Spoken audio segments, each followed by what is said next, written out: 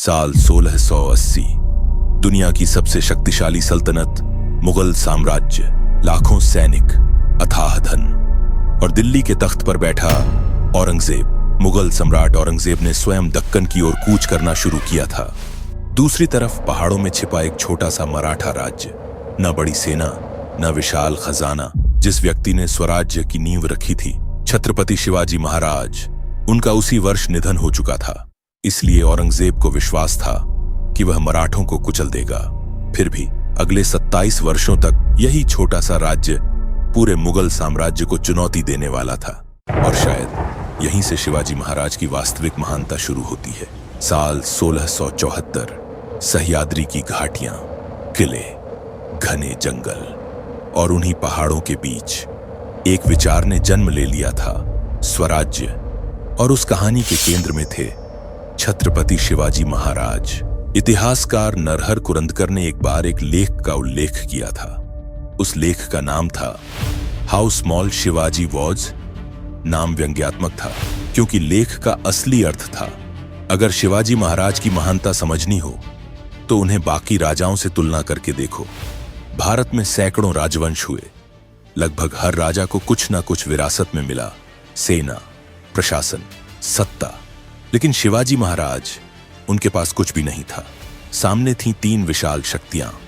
मुगल साम्राज्य अपनी चरम सीमा पर, बीजापुर तेजी से विस्तार कर रहा था और गोलकोंडा भी मजबूत हो रहा था। और इन सब के बीच एक युवा मराठा नेता स्वराज्य का सपना देख रहा था। इस लेख में एक बेहद महत्वपूर्ण बात कही गई है। शिवाजी महाराज से पहले अधिकांश हिंदू राज्य रक्षात्मक युद्ध लड़ते थे।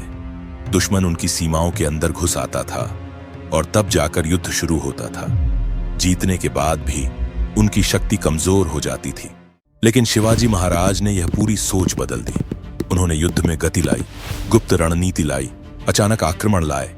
उन्होंने दुश्मन को उसके क्षेत्र में जाकर चौंकाना शुरू किया। हार के बाद भी अपनी शक्ति बचाए रखी और जीत को साम्राज्य विस्तार में बदला। उन्होंने सिर्फ युद्ध नहीं लड़ा, उन्होंने एक पराजित मानसिकता को बदल दिया। शिवाजी महाराज ने दुश्मनों को सिर्फ युद्ध में नहीं हराया, उन्होंने उनके मन में बैठी अजेयता को हराया। और शायद यही कारण था कि एक छोटा सा मराठा राज्य दुनिया की सबसे शक्तिशाली सल्तनत के सामने खड़ा हो सका। लेकिन शिवाजी महाराज सिर्फ योद्धा नहीं थे, वे धार्मिक थे लेकिन धर्मांध नहीं। वे साहसी थे लेकिन उतावले नहीं। वे व्यावहारिक थे लेकिन छोटे सपने देखने वाले नहीं। नारहर कुरुंदकर आगे लिखते हैं, लोग अक्सर शिवाजी महाराज को सिर्फ एक महान योद्धा के रूप में देखते हैं, लेकिन वे केवल सेनापति नहीं थे, वे एक असाधारण शासक भी थे। उस समय जब युद्धों का खर्च जनता पर थोप दिया जाता था, शिवाजी महाराज ने अपनी प्रजा पर अतिरिक्त कर नहीं लगाया। यहां तक कि उनके राज्याभिषेक का खर्च भी प्रजा से नहीं लिया गया। किसानों को बीज और बैल खरीदने के लिए मदद दी गई, नए गांव बसाए गए। किलों को सिर्फ युद्ध के लिए नहीं बल्कि अन्न भंडारण के लिए भी इस्तेमाल किया गया। प्रशासन के लिए भाषा को व्यवस्थित किया गया। और सबसे महत्वपूर्ण, उन्होंने राज्य को सिर्फ तलवार से नहीं, व्यवस्था से भी खड़ा किया। उन्होंने एक बार चुनौती देते हुए लिखा था, हाँ, मैंने दुश्मनों को धोखा दिया है, लेकिन क्या कोई एक उदाहरण बता सकता है जहां मैंने अपने मित्रों को धोखा दिया हो? इतिहास आज तक उस प्रश्न का उत्तर नहीं दे पाया। लेकिन शायद किसी भी नेता की सबसे बड़ी परीक्षा यह नहीं होती कि लोग उसके नेतृत्व में कितना लड़ते हैं, बल्कि यह होती है कि उसके जाने के बाद भी क्या लोग उसके विचार के लिए लड़ते रहते हैं।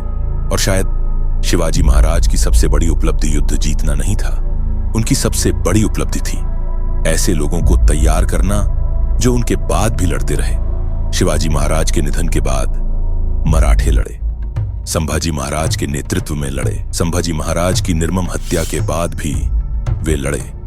लगातार नेतृत्व पर आघात होने के बाद भी वे लड़ते रहे, पूरे 27 वर्षों तक, बिना नियमित वेतन की गारंटी के, बिना यह जाने की जीत कब मिलेगी। फिर भी लाखों मराठे लड़ते रहे। इतिहासकार जादूनाथ सरकार के अनुसार इस संघर्ष में लगभग 5 लाख मुगल सैनिक मारे गए, 2 लाख से अधिक मराठे शहीद हुए। और फिर भी 1707 तक 1 लाख से अधिक मराठे भाले लेकर लड़ रहे थे। औरंगजेब युद्ध पर युद्ध जीतता गया, लेकिन अंत में वह मराठों को कभी पराजित नहीं कर पाया। उसने करोड़ों रुपए खर्च किए, अपना पूरा जीवन झोंक दिया और अंत में उसने सिर्फ एक चीज खोई, अपना साम्राज्य, और मराठों ने उन्होंने एक विचार जीत लिया था। शायद यही कारण है कि शिवाजी महाराज सिर्फ एक राजा नहीं बने, वे एक विचार बने, एक चेतना बने, एक ऐसा आत्मविश्वास जिसने सदियों से पराजित समाज को फिर से खड़ा होना सिखाया। नारहर कुरुंदकर अंत में पूछते हैं, अगर शिवाजी महाराज को छोटा साबित करना हो तो उनकी तुलना आखिर किससे की जाए? और शायद इतिहास आज तक उस प्रश्न का उत्तर खोज रहा है। यह वीडियो स्वराज्य की उस सोच को समर्पित है जिसने लाखों लोगों को आत्मसम्मान से जीना सिखाया। मराठा साम्राज्य और भारत के भूले हुए इतिहास पर ऐसी और सिनेमैटिक डॉक्यूमेंट्रीज देखने के लिए चैनल को सब्सक्राइब कीजिए।